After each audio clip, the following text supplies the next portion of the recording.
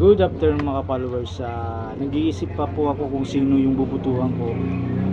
May dalawa pong choices na tumakbo po dito sa amin. Yung isa po si Aida at saka yung isa si Kulas.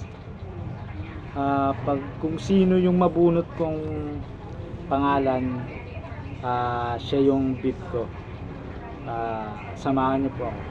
Tutupain ko muna para hindi ko malaman kung sino yung pangalan na ano. Sige po. Ano ko po muna.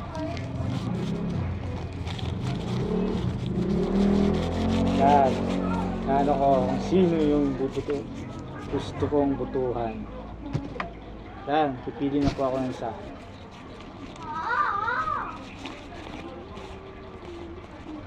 Oops. Yung mga